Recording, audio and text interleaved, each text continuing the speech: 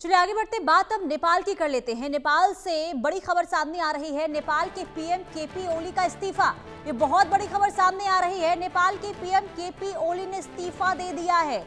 जो हालात, जो स्थिति नेपाल में बीते 2 दिनों से बने हुए थे, इसके बाद इस्तीफा पीएम केपी ओली ने दे दिया है। तो बड़ी खबर नेपाल से इस वक्त सामने आ रही है। नेपाल के पीएम केपी ओली ने इस्तीफा दे दिया।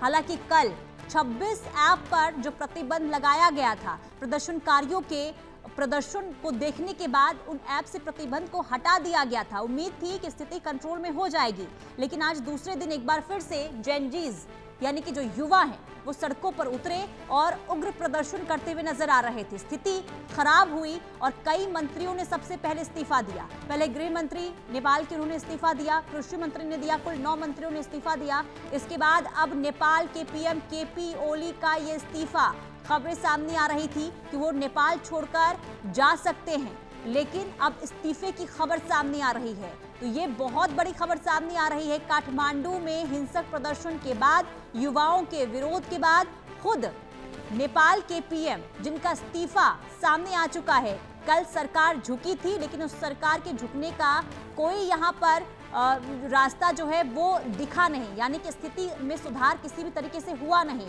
और इसके बाद अब इस्तीफे की खबर सामने आ रही है। नेपाल के पीएम केपी ओली का ये इस्तीफा। और देखिए, नेपाल जहां 14 सालों में 13 बार सरकारें बदल चुकी है और लगातार यहां पर हिंसक प्रदर्शन की तस्वीरें बीते 6 महीने पहले भी आई थी। राजशाही वापस हो, इसकी मांग को लेकर। और एक बार जेनजीज जिन्होंने सरकार के खिलाफ यानी भ्रष्टाचार के खिलाफ यहां पर आवाज को बुलंद किया और सरकार को लेकर जिस तरीके से आवाज यहां पर युवाओं की तरफ से उठाई गई, इसके बाद केपी ओली ने इस्तीफा दे दिया है। ये बड़ी खबर सामने आ रही है। नेपाल की सड़कों पर जेनजीज उतरे और इसके बाद विरोध प्रदर्शन की तस्वीरें लगातार देखने को मिल रही थी।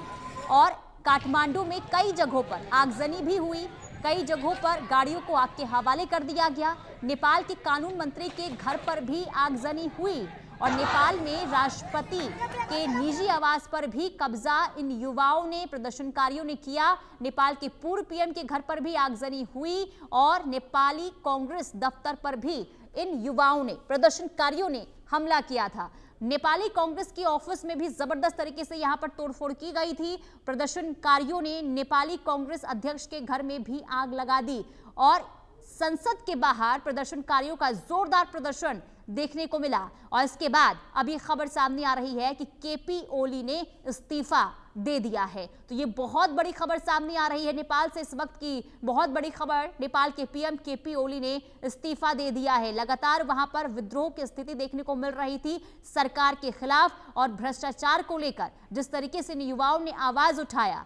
और उनका ये कहना था कि जो मंत्री के बच्चे हैं, प्रधानमंत्री के जो बच्चे हैं, वो ऐशो आराम की जिंदगी जीते हैं, लेकिन हम लोग बेरोजगारी को लेकर यहाँ पर अपनी जिंदगी जो है खराब करते हुए, रोजगार को लेकर अपनी जिंदगी खराब करते हुए नजर आ रहे हैं, क्योंकि हम रोजगार की मांग करते हैं, सरकार रोजगार देती नहीं है, बेरोजगारी यहाँ पर चरम पर है। और इसी को लेकर, अपनी इन्हीं मांगों को लेकर जो युवा है वो सड़कों पर उतरे थे और प्रदर्शन करते हुए नजर आए थे। स्थिति लगातार काठमांडू की खराब होती हुई नजर आ रही थी, जिसके बाद केपी ओली ने अपने पद से इस्तीफा दे दिया है। केपी ओली ने प्रधानमंत्री पद से इस्तीफा दे दिया है। तो अब अगला कदम क्या होगा, कौन किसके हाथ में नेपाल की कमान जाएगी, ये बहुत बड़ा सवाल है। क्योंकि देखिए, लगातार जिस तरीके से गुस्सा, नाराजगी, विरोध प्रदर्शन जेनजीज में देखने को मिल रहा था, इसके बाद नेपाल के प्रधानमंत्री ने इस्तीफा दे दिया है। नेपाल के पीएम केपी ओली का इस्तीफा कल से ही जिस तरीके से जो प्रदर्शनकारी है वो सड़कों पर उतरे और उसके बाद यहाँ पर सरकार के खिलाफ नारेबाजी करते हुए, विरोध प्रदर्शन करते हुए नजर आ रहे थे। उसके बाद केपी ओली ने इस्तीफा दे दिया है। नेपाल में सोमवार को युवाओं का सरकार विरोधी प्रदर्शन हिंसक हो उठा। सरकार द्वारा सोशल मीडिया मंचों पर प्रतिबंध लगाए जाने के विरोध में युवाओं के नेतृत्व में जबरदस्त विरोध प्रदर्शन देखने को मिला।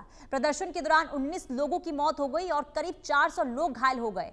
हिंसक प्रदर्शन को देखते हुए नेपाल सरकार ने सोमवार देर रात सोशल मीडिया मंचों पर बैन लगाया। हालांकि उस बैन को वापस भी ले लिया गया। नेपाल के गृह मंत्री रमेश लेखक ने प्रधानमंत्री के आधिकारिक आवास पर आयोजित कैबिनेट बैठक के दौरान प्रधानमंत्री को अपना इस्तीफा सौंप दिया और अब नेपाल के पीएम केपी ओली ने भी अपना इस्तीफा दे दिया है। तो नेपाल के काठमांडू, पोखरा, रूपन्देही और सुनसरी के कुछ हिस्सों में कर्फ्यू लगाया गया है।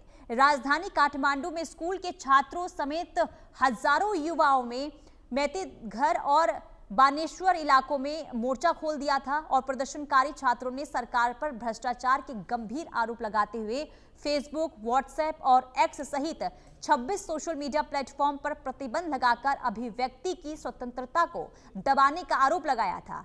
इस दौरान प्रदर्शन हिंसक हो गया जब प्रदर्शनकारियों ने संसद भवन के पास पुलिस के अवरोधकों को तोड़ दिया। प्रदर्शनकारियों को रोकने के लिए पहले स्थानीय पुलिस ने हर संभव कोशिश की, लेकिन जब हालात बेकाबू हो गए तो सेना को उतरना पड़ा। लेकिन सेना पर भी इन प्रदर्शनकारियों ने जिस तरीके से ईंट पत्थर के जरिए देखिए हमला किया, इसके बाद सेना हर संभव कोशिश करती रही कि स्थिति को कंट्रोल किया जाए, लेकिन इसके बावजूद भी स्थिति को कंट्रोल में नहीं किया गया और नतीजा ये कि प्रधानमंत्री को खुद अपने पद से इस्तीफा देना। तो प्रधानमंत्री केपी ओली जिन्होंने अपने पद से इस्तीफा दे दिया है, लेकिन सवाल ये कि अब नेपाल की कमान किसके हाथों में जाएगी, कौन संभालेगा नेपाल की कमान, ये भी आगे देखना होगा। लेकिन भ्रष्टाचार को लेकर बार बार युवाओं की तरफ से नेपाल के जो लोग हैं वो बार बार भ्रष्टाचार, बेरोजगारी का मुद्दा, राजशाही का मुद्दा जिस तरीके से उतारकर सड़कों पर उतरते हुए नजर आ रहे थे और आखिरकार सरकार